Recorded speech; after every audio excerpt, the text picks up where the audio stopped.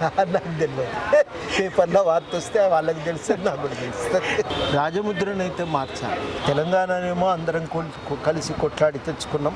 బతుకుంటుంది, బతుకు తెరువు ఉంటుందని ఆశపడ్డాం, కానీ అట్లా జరగలేదు. మరి ఖచ్చితంగా ఒక మంచి మార్పును చూస్తామనేటువంటి ఆశతో అందరం కూడా ఉన్నాం. వాస్తవానికి అనుకున్న కనీస లక్ష్యాలు, నీళ్లు, నిధులు, నియామకాలు కానీ, సాంస్కృతిక అస్తిత్వ పరిరక్షణ కానీ జరగలేదు. తెలంగాణ వృద్ధి రేటు ఎక్కువ ఉంది, జాతీయ ఆదాయం బాగుంది అన్నీ చెప్పుకుంటున్నాం, కానీ తీవ్రమైన అసమానతలు. కానీ గవర్నమెంటు ఎన్ని చిక్కులు వచ్చినా పరిష్కారం చేసి మేము మీకు పదవి అయితే ఇస్తామనే ఉద్దేశంతో ప్రభుత్వం ఉన్నది. సుదీర్ఘకాలంగా జరిగిన తెలంగాణ ఉద్యమంలో మలిదశ పోరాటంలో పౌర సమాజానికి ప్రతినిధిగా వివరించిన ప్రొఫెసర్ కోదండరాం సార్ మనతో ఉన్నారు. 10 ఏళ్ల తెలంగాణ ప్రస్థానంలో దశాబ్ది ఉత్సవాల సందర్భంగా ఈ 10 ఏళ్ల ప్రస్థానాన్ని ఒకసారి అడిగి తెలుసుకున్నాం. నమస్కారం సార్. నమస్తే. ముందుగా తెలంగాణ దశాబ్ది ఉత్సవాలు ముగింపు జరుపుతున్న సందర్భంగా ఈ 10 ఏళ్ల ప్రస్థానం తెలంగాణ ఆ ఆశయాల దిశగా ఏ విధంగా సాగింది అనుకుంటున్నారు? ఉద్యమ ప్రస్థానం ఆకాంక్షలు ఏ మేరకు అమలైనాయని భావిస్తున్నారు సార్? ఉద్యమ ఆకాంక్షలు అమలు కాలేదు. వాస్తవానికి తెలంగాణనేమో అందరం కలిసి కొట్లాడి తెచ్చుకున్నాం. బతుకుంటుంది, బతుకు తెరువు ఉంటుందని ఆశపడ్డాం, కానీ అట్లా జరగలేదు. వాస్తవానికి జరిగింది ఏంటంటే, ఒక కుటుంబం తెలంగాణని చెరబట్టి దోచుకున్నది, వనరులను కొల్లగొట్టింది, ఈ ప్రాంత అభివృద్ధికి అడ్డం పడ్డది. అదే జరిగినటువంటి ఒక వాస్తవం. ఈ వాస్తవంలో మరి తెలంగాణ నష్టపోయింది. తెలంగాణ బాగా ప్రజలు ఇక్కడ బాగా ఇబ్బందుల పాలైంది. ఆర్థికంగా తెలంగాణ అప్పుల పాలైపోయింది. ఇవన్నీ కూడా జరిగినాయి. ఇవాళ తెలంగాణ ప్రజలు ఈ నిరంకుశ పాలన పోయి ఒక ప్రజాస్వామిక పాలన వస్తే తప్ప ఈ ప్రాంత అభివృద్ధి సాధ్యం కాదని బలంగా నమ్మిండ్రు. ఆ నమ్మటం వల్లనే ఇవాళ గట్టిగా నిలబడి ఒక రాజకీయంగానే తమ ఓటు అనే ఆయుధాన్ని ఉపయోగించుకొని ఆ ప్రభుత్వాన్ని కూలగొట్టి కొత్త ప్రభుత్వాన్ని తీసుకొచ్చిండు. కొత్త ప్రభుత్వం మరి ఒక ప్రజాస్వామిక పాలన నెలకొల్పే ప్రయత్నంలో సంకల్పంతో పనిచేస్తూ ఉన్నది. కాబట్టి మరి ఖచ్చితంగా ఒక మంచి మార్పును చూస్తామనేటువంటి ఆశతో అందరం కూడా ఉన్నాం. ఇప్పుడు ప్రధానంగా ఈ 10 ఏళ్లలో తెలంగాణ ఎక్కడ దాకా వచ్చిందంటే, ఇంకా ముందు భవిష్యత్తు ఎక్కడ దాకా వెళ్తే బాగుంటుంది అనుకుంటున్నారు? దానికోసం ఈ ప్రభుత్వం ఏం చేస్తే బాగుంటుందని మీరు భావిస్తున్నారు? వాస్తవానికి అనుకున్న కనీస లక్ష్యాలు, నీళ్లు, నిధులు, నియామకాలు కానీ, సాంస్కృతిక అస్తిత్వ పరిరక్షణ కానీ జరగలేదు. జరిగి ఉంటే ఇవాళ పరిస్థితి ఇంకో రకంగా ఉంటుంది. సాంస్కృతిక అస్తిత్వ పరిరక్షణ అంటే భాషా పరిరక్షణ, ఇక్కడి ప్రాంత పదకోశంని తయారు చేయటము, నిఘంటువులను తీసుకురావటము, ఇక్కడి ఉద్యమ చరిత్రలను రికార్డ్ చేయటము, ఇవన్నీ కూడా జరగవలసిన అవసరం ఉంది. కానీ ఆ పని వాళ్ళు చేయలేకపోయారు. అదేవిధంగా వ్యవసాయ అభివృద్ధి ముందుపడలేదు. పారిశ్రామిక రంగంలో చెప్పుకోదగినటువంటి పురోగతి లేదు. ఇవన్నీ కనబడుతున్నటువంటి వాస్తవాలు. ఈ వాస్తవాల నుంచి తెలంగాణ వృద్ధి రేటు ఎక్కువ ఉంది, జాతీయ ఆదాయం బాగుంది అన్నీ చెప్పుకుంటున్నాం, కానీ తీవ్రమైన అసమానతలు. నిరక్షరాస్యత భారతదేశంలో ఎక్కడ లేనంత ఉంది. అదేవిధంగా ఆరోగ్యపరమైన సూచికలు చూస్తే రక్తహీనత, వయసుకు తగినటువంటి బరువు, ఈ లెక్కలన్నీ కనుక తీసుకుంటే చాలా బలహీనతలతో పిల్లలు, అనారోగ్యంగా పిల్లలు ఉన్నారు, ఆడవాళ్ళు ఉన్నారు. ఇవన్నీ సమస్యలు అందరం గుర్తించినప్పటికీ కూడా చేసింది ఏమీ లేదు అనేది మనకు కనబడుతున్న వాస్తవం. ఇప్పుడు మీరు చెప్పిన అంశాలు మనం తీసుకుంటే సార్, సాంస్కృతిక పరంగా కావచ్చు, ఇటు వ్యవసాయం కావచ్చు, ఆరోగ్య సూచికల పరంగా చూసుకుంటే గత బీఆర్ఎస్ ప్రభుత్వం ఏం చెప్తుందంటే, ఈ అంశాలన్నింటికి సంబంధించి మాకే ఎక్కువ తెలుసు కాబట్టి మేమే వ్యవసాయ స్థిరీకరణ కోసం కృషి చేశాము, ఆరోగ్యపరంగా తీసుకుంటే తల్లి బిడ్డ సంరక్షణ కోసం కృషి చేశాము, అదేవిధంగా ఇంకా ఇతర అంశాలను సాంస్కృతికంగా కూడా మేమే అంటే ఒక రకంగా ప్రతినిధులం అన్నట్టుగా చెప్తున్నారు. అంటే వాళ్ళు అనుకున్నది సరైన మార్గంలో పోలేదా, లేకపోతే వాళ్ళకి సరిగా అర్థం కాలేదా? వాళ్ళు చేయవలసిన పద్ధతుల్లో, చేయవలసిన స్థాయిలో చేయలేదు, మొక్కుబడిగా చేశారు. ప్రతి దాంట్లో కూడా తమకేం మిగులుతుందని లెక్కలు వేసుకున్నారు తప్ప కానీ ప్రజలకు ఎంత లబ్ధి చేకూరిందనే లెక్కలు, అంచనాలు వేయలేదు. ఆ వేయకపోవడంతోనే చాలా సమస్యలు తలెత్తినాయి. చేసిన కృషి చాలా లేదు, సమస్య పరిష్కారానికి ఉపయోగపడేటువంటి స్థాయిలో పని జరగలేదు. ఇది మనకు అందరికీ కనబడుతున్నటువంటి వాస్తవం.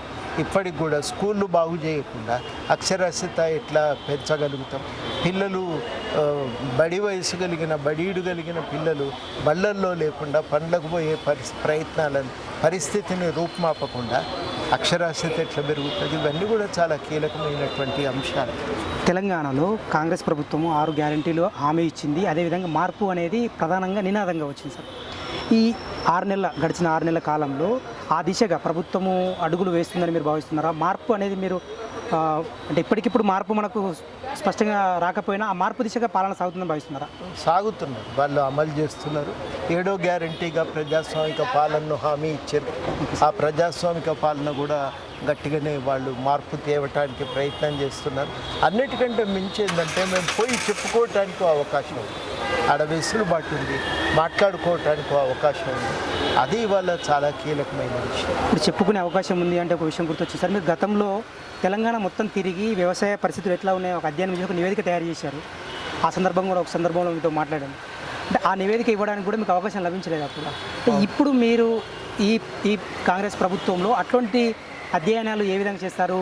తర్వాత అదేవిధంగా ప్రభుత్వం చెప్పుకునే అవకాశము అంటే ఏ అంశాల మీద సూచనలు చేయదలుచుకున్నారు సార్ ఇప్పుడు ఈ ప్రభుత్వానికి? ఇప్పటివరకు అయితే ఎక్కువగా ఉద్యోగుల సమస్యల మీద చర్చ జరిగింది. ఇప్పుడు ఇక మనం చాలా సీరియస్గా ఈ మిగతా అంశాల మీద మనం దృష్టి పెట్టాలి. వ్యవసాయం కానీ ఆ పురోగతి గురించి కానీ మాట్లాడాలి. అయితే దాని గురించి కూడా కొందరు మాట్లాడిండ్రు, కొందరు కృషి చేసిండ్రు. చేయలేదని కాదు, కొందరు ప్రయత్నం చేసిండ్రు. ఇంకా ప్రయత్నం ఇంకా వేగవంతం కావాల్సిన అవసరం ఉంది. ఆ ప్రయత్నం సీరియస్గా చేస్తాం. మొన్నటి ఎన్నికల్లో మీరు కాంగ్రెస్ పార్టీకి ఓటేయాలని చెప్పేసి ప్రజలకు సూచన చేశారు, ఎందుకంటే ప్రజాస్వామిక పాలన కోసం అని చెప్పేసి చెప్పారు. ఇప్పుడు ఈ ప్రభుత్వంలో మిమ్మల్ని మీరు చట్టసభలో ఉండాలని కోరుకునే చాలామంది కూడా చట్టసభలో వెళ్ళాలని కోరుకుంటున్నారు సార్. మీకు ఎమ్మెల్సీ పదవి దగ్గర దాకా వచ్చినట్టే వచ్చి రాలేకపోయింది. అంటే ఈ విషయంలో ఇంకొకటి మీ మేలు కోరుకునే వాళ్ళు మీ శ్రేయోభిలాషి కొంతమంది ఏమంటారంటే నిజంగా కాంగ్రెస్ పార్టీ చిత్తశుద్ధితో ఆ నిర్ణయం తీసుకోలేదని, కోదండరాం సార్కు అన్యాయం చేశారనే ఒక భావన ఉంది. అంటే మీ మేలు కోరుకునే వాళ్ళే అంటున్నారు అన్నమాట. సో అంటే దాని మీద మీరు ఎట్లా భావిస్తున్నారు సార్ దాన్ని? అంటే ఆ ఎమ్మెల్సీ పదవి అనేది అదేవో చిక్కులు వచ్చినాయి. ఇప్పుడు దాంట్లో ఎవరిని కూడా మనం ఏమనటానికి లేదు. చిక్కులు వచ్చినాయి, దాంతో ఆలస్యమైంది. కానీ గవర్నమెంట్ ఎన్ని చిక్కులు వచ్చినా పరిష్కారం చేసి మేము మీకు పదవి అయితే ఇస్తామనే ఉద్దేశంతో ప్రభుత్వం ఉన్నప్పుడు నేను అనుకోవటం ఏంటంటే ప్రభుత్వం యొక్క సంకల్పాన్ని నేనేం అనుమానించట్లేదు. వాళ్ళు ప్రయత్నం చేస్తున్నారనే అనుకుంటున్నా. మనం తెలంగాణలో గత 10 ఏళ్ల పాలనలో చూసుకుంటే ముఖ్యంగా అవినీతి ఆరోపణలు ఎక్కువ ఎదుర్కొంది సార్. అంటే ప్రధానంగా దానికి కారణం కుటుంబ పాలన, ఈ అంశాలకు సంబంధించి అప్పుడు ఆ విమర్శలు ఎదుర్కొంది. ఇప్పుడు ఈ కాంగ్రెస్ పాలనలో కూడా గత కాంగ్రెస్ పాలనలో చూసుకుంటే ఈ అంశాలన్నీ మనం అక్కడ కూడా అవినీతి ఆరోపణలు ఎదుర్కొన్న సందర్భాన్ని మనం చూసాం. అంటే ఈ ప్రభుత్వం ముఖ్యంగా మీరు ఒక రకంగా భాగస్వామిగా ఉంటారనే ప్రచారం జరుగుతున్న నేపథ్యంలో మీరు అంటే ఎలాంటి సూచనలు చేస్తారు సార్ వాళ్ళకు? అంటే వాళ్ళకు గత అనుభవాలు ఒకటే, ఒక ప్రజాస్వామిక పాలన కోసం ఇక్కడ ఈ ప్రభుత్వం అయితే పూనుకోవాలి. ఆ ప్రజాస్వామిక పాలన సాధించడానికి కట్టుబడి వాళ్ళు గట్టిగా నిలబడి పనిచేయాలి. అది మేము కోరుకుంటాం. ఒకటి మరొక అంశం సార్, ఇప్పుడు మీరు టీజేఎస్ నిర్మాణానికి సంబంధించిన భవిష్యత్తులో ఎలాంటి చర్యలు తీసుకుంటారు సార్? అంటే టీజేఎస్ మా పార్టీ నిర్మాణం మేము చేస్తూనే ఉన్నాము. ఇక కొంత ఈ మధ్యనే మా మహాసభలు ఉన్నాయి.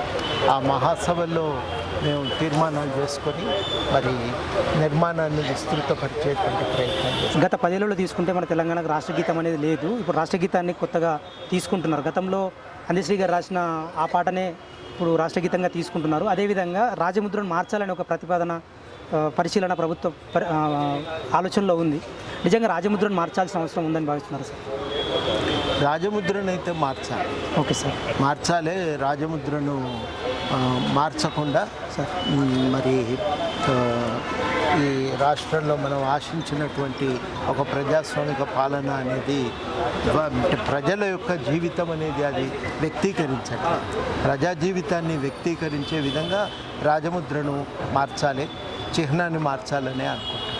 గత ప్రభుత్వం ఏంటంటే కాకతీయ కళతోరణము, చార్మినార్ మన చారిత్రక వారసత్వ సంపద, వాటిని మేము చాలా సగర్వంగా మేము రాజముద్రలు పెట్టామని చెప్తుంది. మీరేమో ప్రజల జీవితాన్ని ప్రతిబింబించాలని చెప్తున్నారు. అంటే ఒకవేళ మిమ్మల్ని ప్రభుత్వం సూచన అడిగితే అంటే ఇప్పుడు తెలంగాణ వారసత్వ కట్టడాల చిహ్నాలను తెచ్చి ఒక దగ్గర కూరిస్తే సరిపోదు. అది ప్రజా జీవితాన్ని ప్రతిబింబించాలి. ప్రతిబింబించకపోతే ఏం లాభం అండి? ప్రజా జనజీవితం ప్రతిబింబించట్లేదు. మన ఇక్కడి తెలంగాణ ప్రత్యేకమైన సంస్కృతి దాంట్లో వ్యక్తం కావట్లేదు. అందుకని ఆ మార్పులు అనేవి చాలా అవసరం.